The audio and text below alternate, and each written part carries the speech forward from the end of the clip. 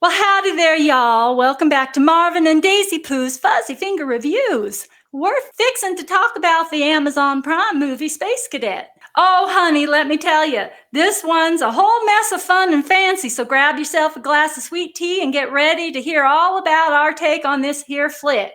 Daisy Pooh, this movie, Space Cadet, is a 2024 release rated PG 13 and runs you an hour and 50 minutes long. It's about a Florida party girl who wants to be a NASA astronaut and go to space, and through some less than honest means, becomes a candidate for the space program.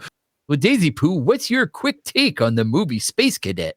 Well, for me, Marvin, this was a legally blonde kind of goofy romp into a world of the unrealistic, which is just what I anticipated when I saw the trailer. So I knew it was going to be a silly comedy. So I settled in with some of my Grandma Ruby's spicy almond butter brickled pecan ice cream, and I enjoyed the pure creamy heaven, and it made for all kinds of good feelings as I sat back and let Emma entertain me in this far-fetched movie. I enjoyed it for what it was and gave it 2 fuzzy fingers for the fun, light-hearted good time. What did you think of it? Well, I guess I have a different take. This movie's listed as a comedy, but while the situation of the plot was comical, I only chuckled a few times, which makes it difficult for me to agree that it was a comedy. I think this is the definition of a two fuzzy finger movie. It's a time waster. Well, I can see why you would say that because I know there were mixed reviews on this movie. But like I said, I kind of knew what I was getting into, and I knew it was a time waster, and I was ready to waste time with this movie. So Emma did play Rex, that happy-go-lucky bartender, and she had big dreams of being that astronaut. So I think she was perfectly cast in that role. She had that hitch, though, where she had to use deception to get into that program. And she finds herself in the middle of a bunch of wacky characters vying for the same job. I think they did a good job in casting some of those characters. It definitely had, like I said, that legally blonde vibe. Now, her love interest, Tom Harper, played a straight-laced fella, and next to her, I didn't think there was that much chemistry between them. It was like putting a penguin with a butterfly.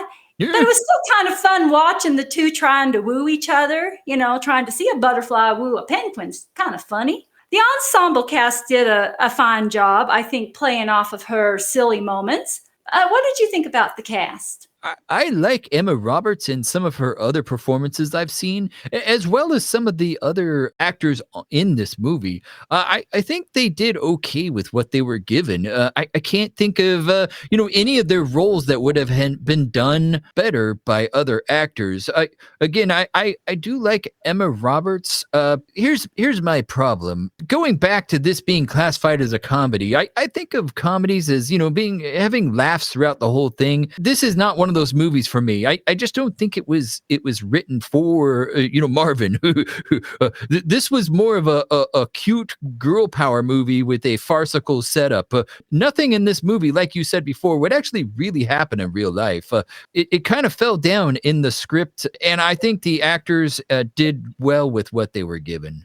I think if we're going to pick apart the movie, I think where they fell down was in the script, and you're right about that. The whole thing is based on lies and deception, and I think in reality, which is why if you view it with reality in mind and the comedy part, you're right, the things that happened would land the girl in jail and would not even make it possible for her to even be where she was in the movie. So the whole thing is just based on impossibility. So you can't look at this movie through the eyes of reality. You have to look at it like a fairy tale of some kind. With all the money the producers and movie studio threw at this flick, surely they must have known about these whopping big old plot holes, right?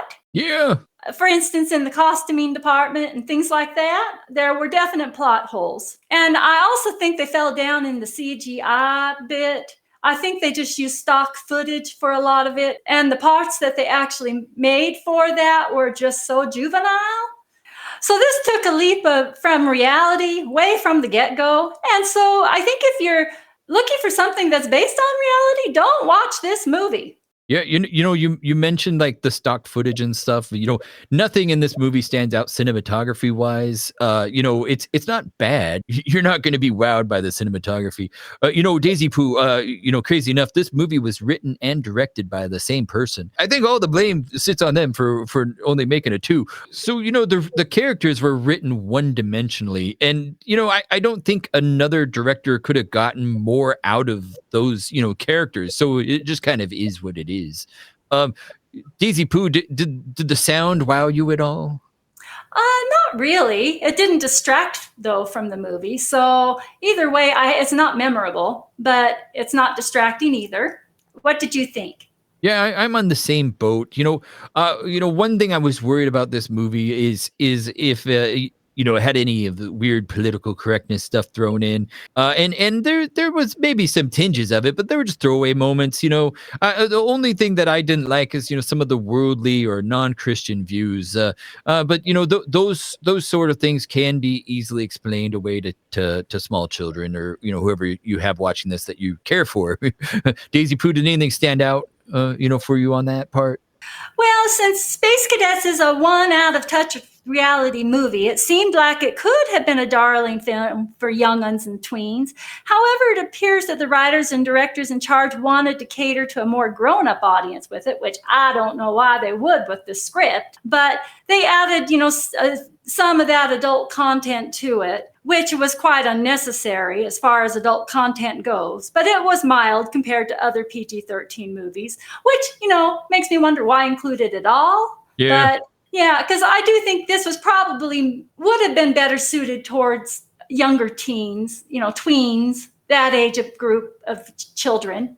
So if I had paid to see this movie in a theater, I would have given it a one fuzzy finger, Marvin, because I saw the preview of it and I knew it was going to be a farce and a silly movie. I knew it was just going to be a time waster and I could just sit back and enjoy it for what it was. So I knew what I was getting into before watching it. For me, it was like watching an alternate reality where a silly unbelievable can come true. I enjoyed Emma's quirky character Rex, creating upheaval everywhere she went. I think people who enjoyed Legally Blonde or What a Girl Wants might find this silly fairy tale fun to watch. I thought it was a fun escape from reality, and I finished up my Grandma Ruby's spicy almond butter brickle pecan ice cream while watching it. But now I have to deal with the aftermath of the whole ordeal as it all went to my hips. Yes, indeed, it did, Marvin. Oh, no. So, Marvin, what's your final take? Well, this kind of like you said, this movie seems like it was made for a younger audience than me. I just don't think it was written for me. Like maybe a teenage girl who's always busy looking at their phone while they're watching a movie. I think they might have enjoyed this. So yeah, if you watch this with your teenage daughter, they may enjoy it. Otherwise, it's a time waster movie on a Saturday afternoon while you're doing other things like mowing the lawn. Meaning I'm outside, not watching the movie. Anyways, thank you for watching Marvin and Daisy Pooh's Fuzzy Finger reviews for the movie Space Cadet. If you watch it, tell us what you thought in the comments down below. Join us next time to see if me and Daisy Pooh agree on another movie. See you, everyone. We'll see you later. Bye-bye. Bye.